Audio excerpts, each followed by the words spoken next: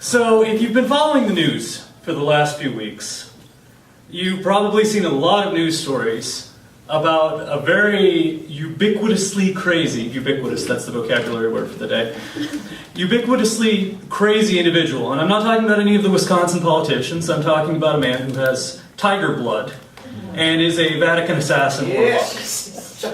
Yeah, Charlie Sheen. Now, I've been watching these videos of him, and there was something familiar there, something I couldn't quite put my finger on. Until I realized one day, he's basically a dog. I mean, he's got the dog mannerisms. He's kind of doing the rapid head movements. And deep down, underneath all the kind of loathsome stuff involved in the whole Charlie Sheen debacle, there's something I kind of admire about his sense of mania. And I think that sort of ties into why dog is man's best friend. Now, I'm going to preface this by saying that I am a cat person. I'm cat sitting for people right now. I don't have a cat of my own. I have, felis envy, I believe. Thanks. But I see the appeal of the dog. And see, the thing is with the dog, they are loyal, they are steadfast, they're strong. I had a dog growing up. It was really more my father's dog. And his name was Floyd. And he was so named after the card player Pretty Boy Floyd because he was such a pretty boy. And I remember taking him out for walks, or really he would take me for walks. He was part chow. And his muscles straining against his red and orange fur. And it made me think of something. I realized that dogs have historically led people places, that thousands of years ago it was the dogs who were leading people, navigating. And I came to a realization about my father, who was someone who, up until we had Floyd, had always wanted a dog. He always moved places ahead of the rest of the family, took a job, we'd live in motels for a few weeks. He managed restaurants, and he was good at it. He would dress up as pirates, the Easter Bunny, Santa Claus. He had a little remote control robot that he bought at Radio Shack. And he would send out the little remote control robot with a tray full of food. And so finally, he was assigned to Boone, North Carolina with his restaurant chain, which was a problem store. We didn't realize how bad of a problem store it was when we moved there. They had masochists injuring themselves intentionally on the equipment.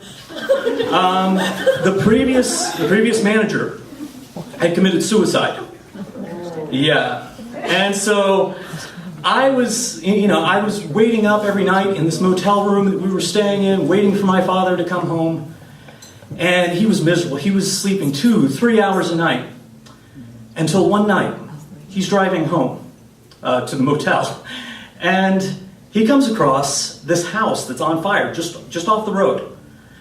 And he stops. He decides he's going to find out what this is. I don't know if it's sleep deprivation or courage or what it is, but the firefighters are there holding back this woman who is trying to go back into the burning house. And my father, he decided that he was going to help. And the firefighters told him he was crazy, but they didn't stop him. So he ran into a burning house to retrieve this woman's bird. And I remember him coming home that night with sweat and soot on him and crying because, how could he throw his life away over this bird? But over the years, I've sort of come to realize how much of a dog person my father was. You sort of adopt people into your pack. You take care of them. And I think that's what he did for this woman. And you charge headlong into the unknown. Now, our dog Floyd, really my father's dog, died just a few years ago. And I remember this dog was outside and he spent 3 weeks just lying around, occasionally looking up with a dim look of recognition at you, but he didn't even have the energy to eat towards the end. And then came one night. There was just this terrible storm. The trees were knocking on the windows, there was thunder and lightning, and for the first time in weeks, we could hear him outside, barking. Ruff, ruff, ruff. And by the time we got out there, all we found was a severed chain. Now, my mother, who is a deeply religious person, saw that and said that, he'd been taken up like Elijah in the chariots of fire and a whirlwind. And you know what, though? I realized that in that sort of act of defiance, that last act of defiance, we never found him. That he was embodying all that was dog, because dogs are protective, dogs are defiant, dogs charge headlong into the unknown. And so I guess what I'd like to remind everyone tonight is there's something my favorite author says, that you have to jump off cliffs and build your wings on the way down. Well, dogs don't always land on their feet, so they might take a few knocks along the way. But I think that the way of a dog, the way that they're man's best friend, is something we can learn from. We can adopt each other into our pack. And in doing so, we can live big, love boldly, and always take care of our pack.